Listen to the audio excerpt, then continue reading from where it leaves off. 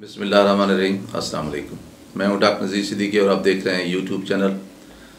नाज़रीन किराम, पिछले काफ़ी दिनों से पाकिस्तान और अफ़गानिस्तान के हवाले से बहुत ही तशवीशनाक ख़बरें मौसूल हो रही हैं। दरअसल पाक अफ़गान बॉर्डर पर पाकिस्तान ने पिछले 3-4 साल के दौरान एक फेंस यानी एक बाड़ लगाई है, जिसका मकसद सिर्फ ये है कि अफ़गानिस्तान के अंदर से पाकिस्तान में जो दहशतगर्द या ख़ास तौर पर टीटीपी के लोग दाखिल होते थे या दाइश के हैं या बीएलए के, वो दाखिल ना हो सकें और पाकिस्तान को नुकसान ना पहुंचा सकें। और अल्हम्दुलिल्लाह इसका 93 या 94% तक का काम भी मुकम्मल हो चुका है। लेकिन जब से अफ़गानिस्तान में तालिबान हुकूमत कायम हुई है और पिछले 3-4 हफ्तों के दौरान इस हवाले से दोनों हुकूमतों के दरमियान इख्तलाफात खुलकर सामने आ रहे हैं। दरअसल जो अफ़गानिस्तान में इस वक्त हुकूमत कायम है वो है तो तालिबान की हुकूमत, लेकिन तालिबान के अंदर भी 5 ग्रुप मौजूद हैं और इन 5 ग्रुप्स की अपनी अपनी पॉलिसी है, अपनी अपनी तरजीहात हैं और अपना अपना मिजाज और एक नफ्सियाती कैफियत है। कुछ ग्रुप तो ऐसे हैं जो पाकिस्तान के साथ ज़्यादा गहरा ताल्लुक़ रखते हैं और कुछ ग्रुप्स ऐसे हैं जिनकी अपनी अपनी जो हैं वो दोस्तियां और दुश्मनियां हैं और उनकी प्रायोरिटीज़ भी मुख्तलिफ हैं।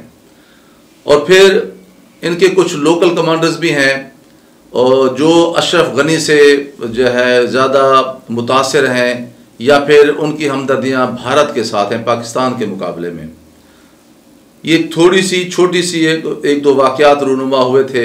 अब बढ़ते बढ़ते बात यहाँ तक पहुँची है कि पाकिस्तान के फॉरेन मिनिस्टर ने कहा है कि हम ये बाढ़ मुकम्मल करेंगे, लेकिन फिर अफ़गान तालिबान के जो स्पोक्समैन हैं ज़बीउल्लाह मुजाहिद, उन्होंने कहा कि ये बाढ़ हम किसी भी सूरत में मुकम्मल नहीं करने देंगे। बाकी इसका कुछ 6% या 8% बाढ़ का जो हिस्सा है वो बचा हुआ है।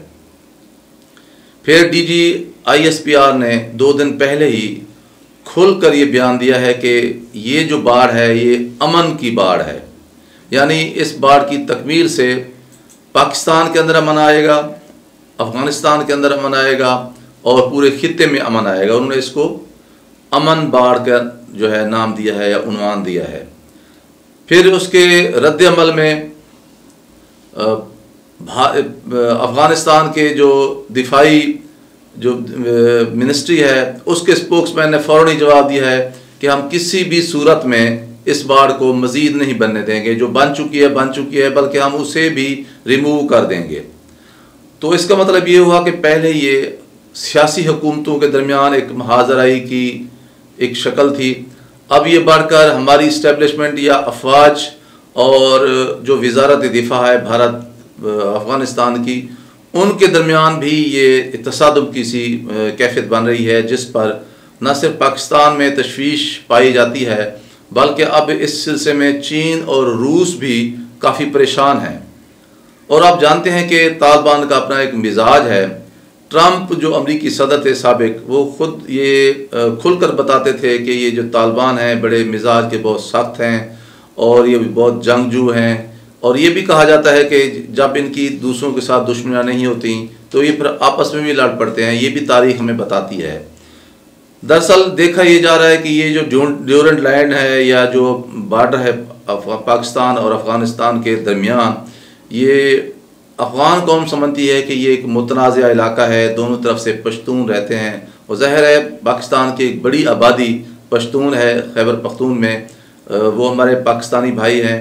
तो इसी तरह जो दूसरी सरहद की दूसरी तरफ बॉर्डर की दूसरी तरफ जो तालिबान हैं या अफ़गानिस्तान के शहरी हैं वो भी पख्तून हैं, इनकी आपस में रिश्तेदारियाँ भी हैं और हमारी कल्चर सकाफ़त मज़हब भी वो भी मुश्तरका है। और फिर ये कई दहाइयों से ये खुलेआम आते जाते रहे हैं और पाकिस्तान को भी कभी इस पर इतराज़ या इस पर कोई ऑब्जेक्शन नहीं रहा, क्योंकि पहले दहशतगर्दी नहीं होती थी। लेकिन पिछले 15-20 साल के दौरान जब से अमेरिका ने अफ़गानिस्तान में मुदाखलत की है, पाकिस्तान ने जिस तरह दहशतगर्दी की लानत को भुगता है, रोज़ाना दर्जनों की तादाद में पाकिस्तान में दहशतगर्दी के हमले होते थे। TTP और बहुत ही दहशतगर्द जो दीगर ग्रुप थे वो अफ़गानिस्तान से इसी बॉर्डर के ज़रिए पाकिस्तान में दाखिल होते थे और रोज़ाना धमाके करते थे, जिसकी वजह से हमारी फोर्सेस के जवान जो वो शहीद हुए। आम सिविलियन 70-80 हज़ार की तादाद में वो भी शहीद हुए, हमारी अमलाक तबाह हुई और पाकिस्तान एक ऐसी जो सूरत हाल से दो चार रहा जिसकी वजह से पूरी दुनिया में पाकिस्तान एक ऐसे मुल्क के तौर पर जाना जाता था जहां हर वक्त दहशतगर्दी होती है और एक जंग जो है कोई कानून की बालादस्ती नहीं है। तो पाकिस्तान को हमारे मजबूरी ये फेंस या बाड़ लगानी पड़ी और इस बाड़ के लगाने के नतीजे में आप देखें कि पिछले काफ़ी सालों से पाकिस्तान में अमन की फ़ज़ा है और दहशतगर्दी की जो एक फ़ज़ा थी वो ख़त्म हो चुकी है। अब पाकिस्तान चाहता है कि ये बाढ़ जो है ये इसकी तकमील हो ताकि दहशतगर्दी की जो बच्चे कुचे जो वाक़यात रूनमा हो रहे हैं वो भी ख़त्म हों। और फिर पाकिस्तान और अफ़गान जो तालिबान हुकूमत है उसके दरमियान ये मुआहदा भी हुआ था कि किसी भी सूरत में TTP या बाकी BLA के लोग जो पाकिस्तान में अफ़गानिस्तान से दाखिल होकर आके यहाँ हमला करते हैं, तालिबान हुकूमत उन्हें रोकेगी। और फिर तालिबान के कहने पे ही पाकिस्तान ने TTP के साथ मुज़ाकरात भी किए और 1 महीने की जंग बंदी भी हुई, लेकिन फिर ये जंग बंदी का मुआहदा भी अब ख़त्म कर दिया गया है। और फिर पाकिस्तान के अंदर पिछले 1 महीने 1.5 महीने के दौरान तकरीबन 3 दर्जन करीब हमले भी हो चुके हैं, छोटे बड़े। तो ज़ाहिर है पाकिस्तान के लिए बहुत ज़रूरी हो गया है कि वो इस फेंस की या बाढ़ की तकमील को मुकम्मल करे, लेकिन अब तालिबान ने इसको एक इशू बना लिया है और जिसकी वजह से अब भारत भी खुश है, अमेरिका भी खुश है, इसराइल भी खुश है कि पाकिस्तान ने तालिबान की मदद करके अमेरिका को या इसराइल को या भारत को शिकस्त दी या नेटो को या यूरोपीय यूनियन को। अब वही तालिबान है जो अब पाकिस्तान का गिरबान पकड़ते हुए नज़र आ रहे हैं। पाकिस्तान इसी तरह की बाढ़ जो है वो ईरान पाक बॉर्डर पे भी लगा रहा है और बहुत से ऐसे ममालिक हैं। भारत ने भी पाकिस्तान की सरहद के ऊपर जो है बाढ़ लगाई हुई है, इसराइल ने लगाई हुई है, इसी तरह अमेरिका ने कनाडा के जो बॉर्डर है वहाँ लगाई हुई है। तो इसमें कोई ऐसी एतराज़ वाली बात भी नहीं है। बैनुल-अक़वामी जो है इंटरनेशनल जो बॉर्डर होता है वहाँ बहुत से ममालिक ने इस तरह की फेंस लगाई हुई है ताकि एक मुल्क के शहरी दूसरे मुल्क में जो है दाखिल ना हो सकें। अब तालिबान का मौक़िफ़ ये है कि जो अफ़गानिस्तान के लोग हैं उन्हें पाकिस्तान में दाखिल होने में बहुत मुश्किलात का सामना है, बहुत सारी बिरादरियाँ हैं, रिश्तेदार हैं, ख़ानदान हैं, वो बढ़ जाएंगे। तो उसके लिए पाकिस्तान ने ये पेशकश भी की है कि हम बहुत सारे कॉरिडोर बना सकते हैं, बहुत सारे गेट बना सकते हैं, बहुत सारे ऐसे रास्ते बना सकते हैं जहाँ चेक पोस्टें हों, जहाँ दोनों ममालिक के जो हुकाम मौजूद हों। तो पासपोर्ट के ज़रिए या परमिट के ज़रिए या किसी भी जो है एक कागज़ी शक्ल उसकी हो, किसी भी सनद के ज़रिए पाकिस्तान के लोग अफ़गानिस्तान जा सकें या अफ़गानिस्तान के लोग पाकिस्तान आ जा सकें। और ये वीज़ा भी फ्री होना चाहिए, कोई इसकी कीमत भी नहीं होनी चाहिए।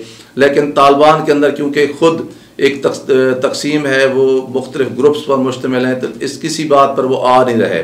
और उनका मिजाज भी यही है, कभी वो तुर्की को धमकी देते हैं, कभी वो सेंट्रल एशियाई ममालिक को धमकी देते हैं, इवन रूस को भी वो धमकी दे देते हैं। तो अब कोशिश ये की जा रही है कि चीन और रूस मिलकर तालिबान को समझाएं और पाकिस्तान और तालिबान के दरमियान ये जो एक नया तनाज़ा खड़ा हो गया है इसको किसी न किसी तरीके से हल किया जाए। बहरहाल जो मिजाज है तालिबान का या अफ़गानिस्तान के लोगों का, उसका तकाजा यही है कि जिस तरह पाकिस्तान ने एक बहुत ही आहिस्ता रवी की एक पॉलिसी अख्तियार की हुई है, इसी को सब्र के साथ जो है ना जारी रखा जाए और कोई ऐसी जंग शुरू ना की जाए जिसकी वजह से पाकिस्तान में फिर दहशतगर्दी का एक बाज़ार गर्म हो सके। पाकिस्तान की भलाई भी इसी में है कि हम दानिशमंदी के साथ, इंतहाई बुर्दबारी के साथ अपनी इस बॉर्डर को ऊपर अपनी फेंस और जो दीवार जो है बाढ़ उसको भी मुकम्मल कर लें, लेकिन अफ़गानिस्तान के साथ हम किसी भी जंग में उलझने से भी अपने आप को महफूज रखें। नाज़रीन किराम, आपसे गुजारिश है कि मेरे YouTube चैनल डॉक्टर नज़ीर सिद्दीकी को सब्सक्राइब फरमाएँ और इस वीडियो को ज़्यादा से ज़्यादा शेयर करें, घंटी के बटन को ज़रूर दबा दिया करें ताकि मेरी तमाम वीडियोज़ आप दोस्तों की खिदमत में फ़ौरन पहुँच सकें। अगले वीलॉग तक इजाज़त। अस्सलाम वालेकुम।